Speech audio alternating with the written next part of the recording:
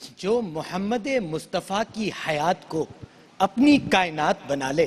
وہ راہ نجات حاصل کر لیتا ہے صدر عالی وقار۔ آج سے 1400 سال پہلے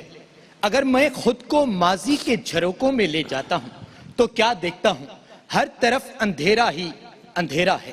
چاند ہے لیکن بے نور سا، تارے ہیں لیکن بجھے سے، آفتاب ہے لیکن ڈوبا سا، عقلوں پر پتھر پڑے ہوئے ہیں، دل اجڑے ہوئے ہیں، خزاں نے بہاروں کو لوٹ کر چمن ویران کر دیا ہے کہ اچانک وہ ہستی آ گئی جن کا روز ازل سے انتظار تھا، جن کی آمد کے لیے پورا جہاں بے قرار تھا۔ انہوں نے اس دنیا کو ایسا نظام حیات عطا کیا جس پر عمل کر کے دنیا امن و سلامتی کا گہوارہ بن گئی، ایک ایسا گہوارہ جہاں گرتوں کو سہارا ملا، ڈوبتوں کو کنارہ ملا، فقیروں کو شاہ بنا دیا گیا، یتیموں کو دست شفقت و مہربانی بچا گیا، زندہ دفن ہونے والی بیٹیوں کو عزت و مرتبہ عطا کیا گیا، ماؤں کے قدموں تلے جنت تلاش کی گئی، شوہر کو مجازی خدا مانا گیا، تو رب کائنات کے کلام مبین میں کہے ہوئے الفاظ ثبوت صداقت بن گئے کہ لقد کان لکم فی رسول اللہ اسوۃ حسنہ۔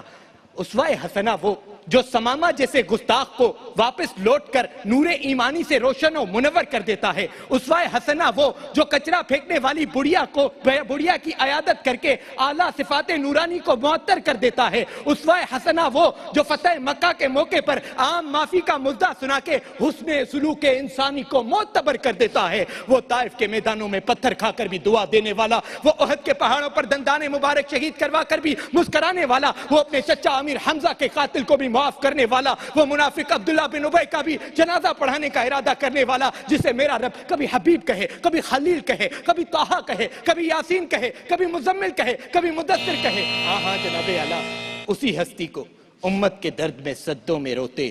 ہوئے دیکھا گیا۔ آج ضرورت اس امر کی ہے کہ ہم اپنے نبی کی زندگی کے مطابق اپنی زندگی گزاریں، اور میں اپنے نبی کے اسوہ حسنہ کی کیا بات کروں، کھائی ہے قسم خود قرآن نے اصحاب کے دوڑتے گھوڑوں کی، اصحاب کا جب یہ عالم ہو سردار کا عالم کیا ہوگا۔ آپ سب کی سماعتوں کا بے حد شکریہ۔